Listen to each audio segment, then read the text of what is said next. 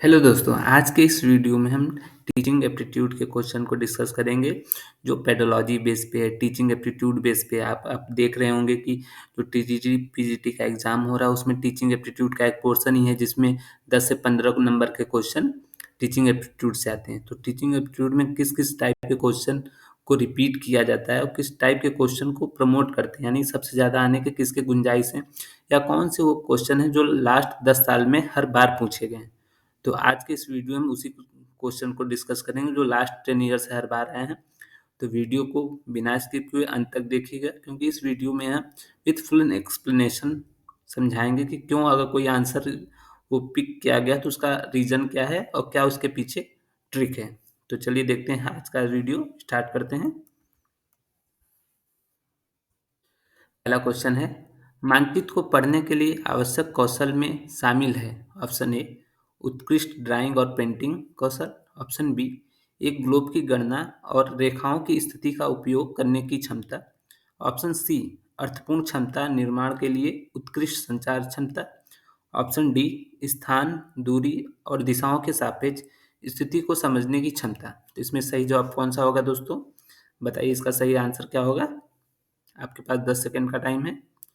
तो right answer क्या होगा दोस्तों? ऑप्शन डी, मानचित्र। देखिए दोस्तों, मानचित्र पढ़ाने का एक मकसद, सबसे जो मेन मकसद है वो ये है कि मानचित्र के माध्यम से हम किसी भी स्थान की दूरी, उस स्थान की स्थिति और वो स्थान किस दिशा में स्थित है उसको समझने की क्षमता को विकसित करते हैं। तो इसलिए इसका जो मोस्ट अप्रोप्रिएट आंसर है वो ऑप्शन डी है। चलिए अगला क्वेश्चन देखते हैं। ईवीएस कक्षा में अवधारणाओं को समझने के लिए कविताओं और कहानी कहने का उपयोग मदद करता है। किस चीज़ में करता है? चलिए ऑप्शन देखते हैं। ऑप्शन ए, पाठ को सुखद और रोचक बनाने में। ऑप्शन बी, विश्वसनीय और वैश्विक स्तर पर दुनिया की प्रगति की कल्पना करने तथा उसका पता लगाने की छात्र की क्षमता को बढ़ावा देने में। ऑप्शन सी, शिक्षार्थियों के बीच भाषा और सांस्कृतिक विविधता का ख्याल रखने में। ऑप्शन डी, छात्रों की ऊर्जा को सही दिशा में ले जाने में। तो इसका सही जवाब क्या होगा दोस्तों? बताइए, ईवीएस कक्षा में जो अवधारणाओं को समझाने के लिए कविता या कहानी किस रूप में मदद करते हैं? तो राइट आंसर इसका क्या होगा? The right answer will be option B. आपको भी पता है दोस्तों, कविता और कहानी किसी भी स्थिति को समझने में, उसकी कल्पना करने में तथा उसका सही पता लगाने में सबसे महत्वपूर्ण भूमिका प्ले करती है। तो इसलिए इसका ऑप्शन क्या होगा? ऑप्शन बी होगा। ध्यान रखिएगा दोस्तों, हमें उस ऑप्शन को चूज करना है जो मोस्ट अप्रोप्रिएट है, सबसे ज़्यादा अप्रोप्रिएट है। कविता कहानी से क्या कहते हैं, पाठ में रोचकता और सुखद, यानी पाठ अच्छा लगने लगता है, ये भी ऑप्शन सही है। लेकिन हमें उस ऑप्शन को चूज करना है जो सबसे ज़्यादा अप्रोप्रिएट होगा, सबसे ज़्यादा उसके नज़दीक होगा। तो ध्यान रखिएगा दोस्तों इस चीज़ को। चलिए अगला क्वेश्चन देखते हैं। ईवीएस कक्षा को ईवीएस कक्षाओं को शिक्षार्थियों को हाथों पर गतिविधियों और जांच में शामिल करना चाहिए, क्योंकि इससे उन्हें मदद मिलती है। ऑप्शन ए, अपने वातावरण में स्वतंत्र रूप से घटनाओं का अन्वेषण करने में। ऑप्शन बी, विज्ञान सीखने के लिए प्रयोगशाला से संबंधित कौशल विकसित करना। ऑप्शन सी, वैज्ञानिक अवधारणाओं को बेहतर तरीके से जानना। ऑप्शन डी, विषय की रुचि विषय में रुचि का विकास करना। तो इसका क्या उद्देश्य होना चाहिए? बताएं दोस्तों, इसका सही जवाब क्या होगा?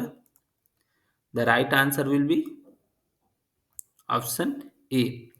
बच्चों को डायरेक्ट किसी भी एक्टिविटी में इन्वॉल्व करने का जो मेन उद्देश्य है वो ये है कि बच्चों को उस वातावरण में स्वयं के द्वारा किसी चीज़ को करने के लिए है। यानी बच्चे अगर किसी भी चीज़ एक्टिविटी में डायरेक्ट इन्वॉल्व होंगे तो वो सबसे ज़्यादा सीख पाएंगे। इसलिए इसका ऑप्शन जो है वो ऑप्शन ए होगा, अपने वातावरण में स्वतंत्र रूप से घटनाओं का अन्वेषण करने में, यानी खोज करने में। दोस्तों, ऐसे ही बेहतरीन क्वेश्चन मेरे प्रीवियस वीडियो में भी पड़े हुए हैं।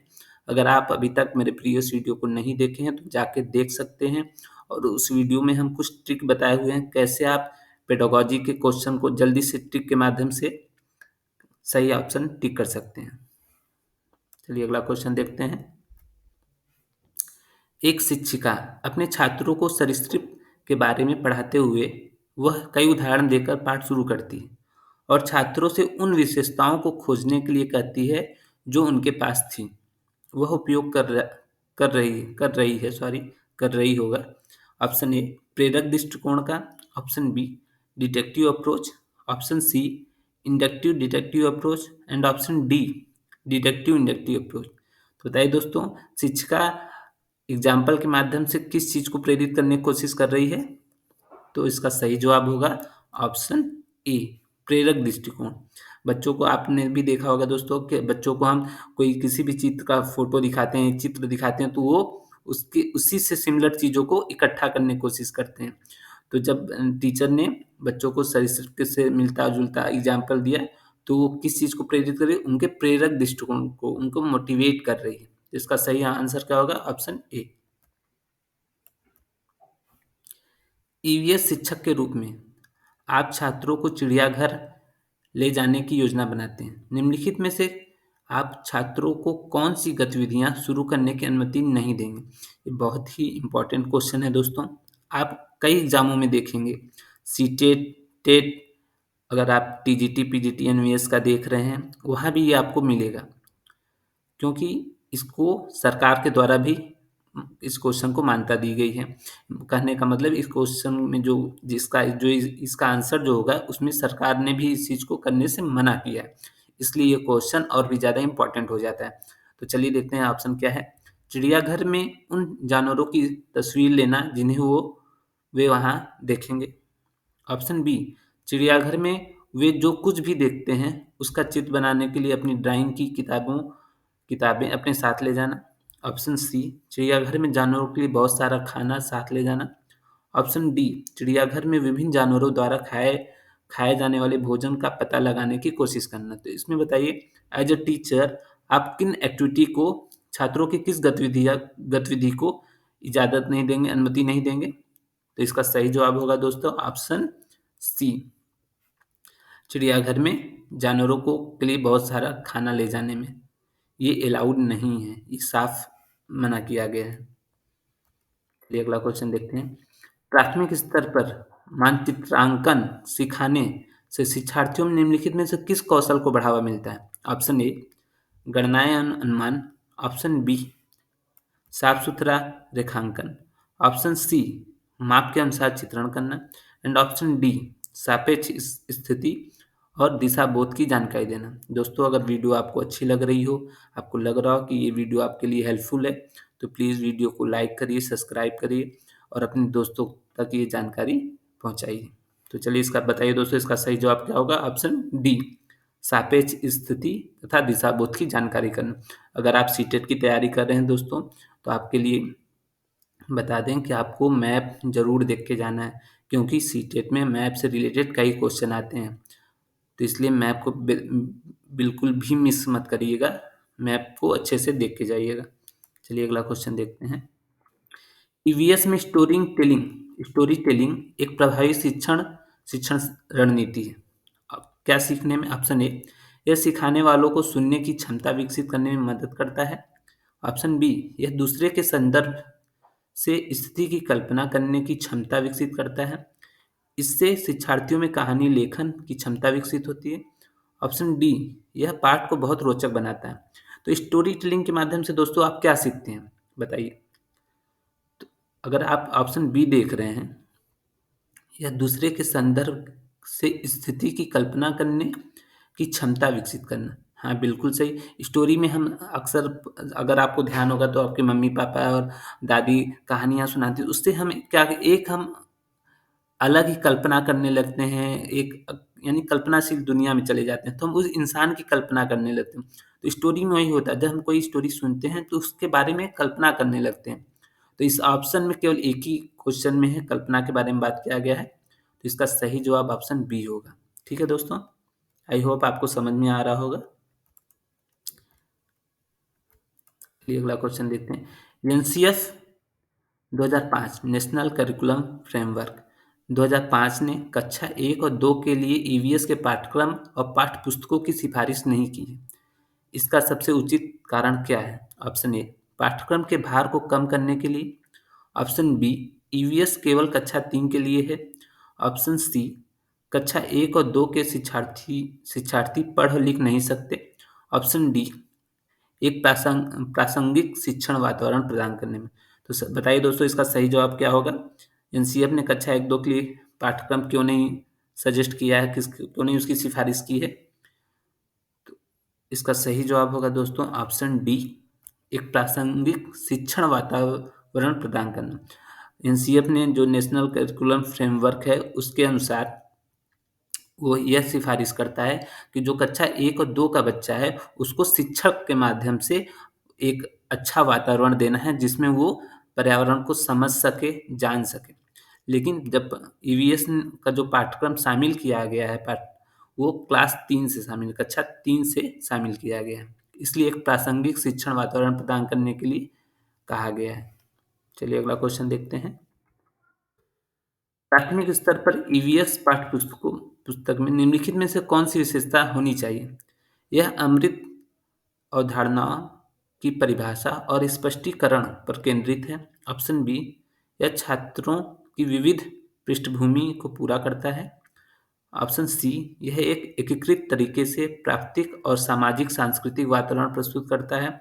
ऑप्शन डी, इनमें सच्ची कहानियां और घटनाएं शामिल हैं। तो इसका सही जवाब क्या होगा दोस्तों? The right answer will be option A, यह अमृत और धारणाओं की परिभाषा और स्पष्टीकरण पर केंद्रित है। चलिए अगला क्वेश्चन देखते हैं। पाठ्यक्रम में विषयों के बजाय ईवीएस विषयों को प्रस्तावित किया गया है, क्यों? ऑप्शन ए, शिक्षार्थी की पर्यावरण समझ को बढ़ाना। ऑप्शन बी, शिक्षार्थियों के स्थानीय परिवेश में के मुद्दों से जुड़ी और परस्पर संबंधित समझ विकसित करने के लिए। ऑप्शन सी, थीम आधारित ईवीएस लेन देन विषयों की तुलना में आसान है। ऑप्शन डी, ईवीएस में अध्यायों को कम करने के लिए। तो इसका सही जवाब क्या होगा दोस्तों? The right answer will be option B, शिक्षार्थियों के स्थानीय परिवेश के मुद्दों से जुड़ी और परस्पर संबंधी समझ विकसित करना।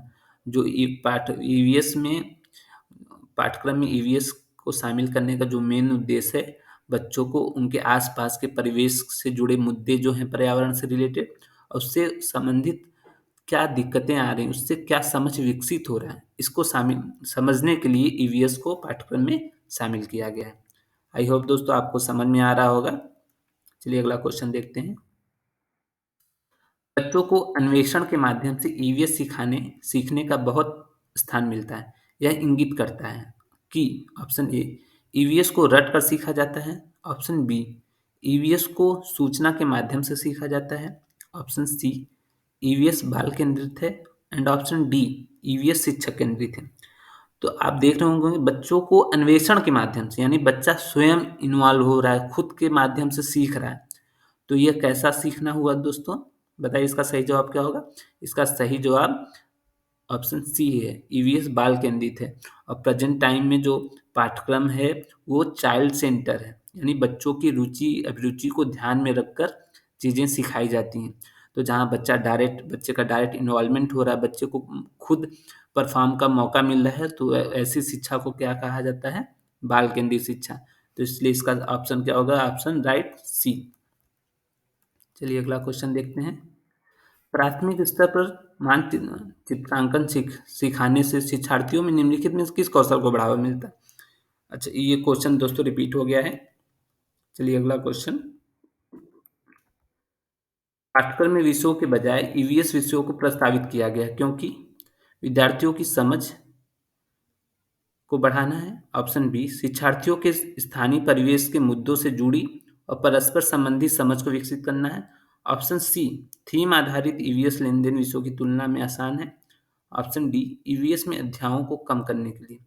दोस्तों आपको बता दें, जो टीचिंग एप्टीट्यूड के क्वेश्चन होते हैं, कुछ क्वेश्चन बहुत ही स्पेसिफिक होते हैं, यानी वो आने ही आने हैं, बस उनका पैटर्न चेंज कर दिया जाता है, क्वेश्चन पूछने का तरीका बदल जाता है, लेकिन क्वेश्चन वैसे ही होता है। तो आज की इस वीडियो में हम वैसे ही क्वेश्चन को लाए हैं जो आप देखेंगे हर बार के क्वेश्चन में पेपर में आया हुआ है। तो इसलिए वीडियो को बिना स्किप किए अंत तक देखिए क्या क्या चीज़ें इसमें बताई गई हैं। इसका सही जवाब क्या होगा दोस्तों? The right answer will be option B. कोई किसान उर्वरकों और कीटनाशकों का अधिक उपयोग करके अपने खेतों में बार बार धान की फसल उगा रहा है। ऐसा करने से उसके खेतों की मृदा क्या हो जाएगी दोस्तों, बताइए।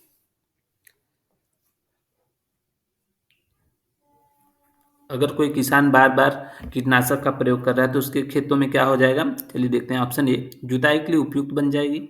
ऑप्शन बी, केवल धान की फसलों के लिए ही उपयोगी रहेगी। ऑप्शन सी, बंजर हो जाएगी।